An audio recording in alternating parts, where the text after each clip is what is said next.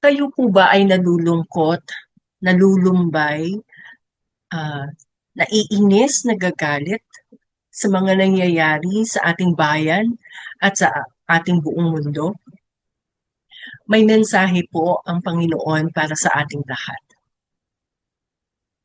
Magandang araw po.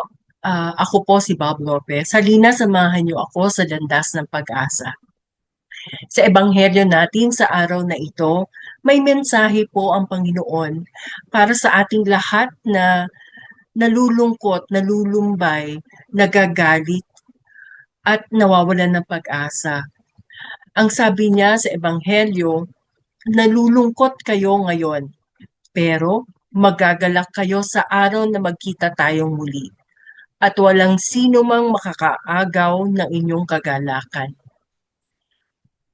Ang laking ginhawa sa atin na madinig ang pangako ng Panginoon para sa ating lahat na kung tayo po man ay nalulungkot, nalulumbay, o tipong nawawalan ng pag-asa, ah, pangako po niya na lahat po ito ay mawawala at mapapalitan ng galak, katuwaan, kasiyahan kapag nakita natin siyang muli.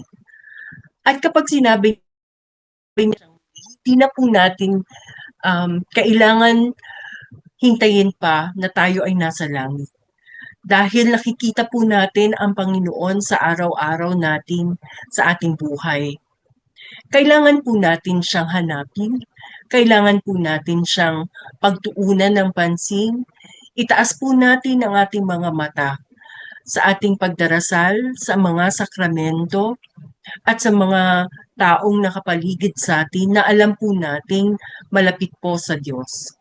Dahil doon lang po tayo magkakaroon ng pag-asa. Doon lamang po tayo magkakaroon ng malalim na pagkaunawa na ang Diyos po ay ang pagmumulan ng ating galak. Siya po ang ating katarungan, siya po ang ating kasiyahan, kagalakan, kapayapaan. Siya po ang nanalo. Tayo po ay nasa panahon ng uh, muling pagkabuhay ng Easter season. Tayo po ay Easter people. Kaya po panghawakan po natin ang katotohanan na si Jesus po ang nanalo. Siya po ang nanalo laban sa kasamaan, sa kadiliman. Siya po ang ating liwanag. Siya po ang magbibigay sa atin ng tunay na kaginhawaan at tunay na tagumpay. Kaya po, kung ano man po ang nangyayari sa ating bayan, sa ating mundo, panghawakan po natin ang pangako ng Panginoon na siya po ay magbibigay sa atin ng kagalakan. Papalitan po niya lahat ng mga ito ng tunay na kagalakan, kapayapaan at kasiyahan. Kumapit lamang po tayo sa Panginoon. May plano po siya sa ating buhay, sa ating bayan at sa ating mundo. Siya po ay mapagmahal. Kaya po, kung kayo po ay natulungan ng pagninilay na ito, maaari lamang pong i-like o i-share. God bless you po.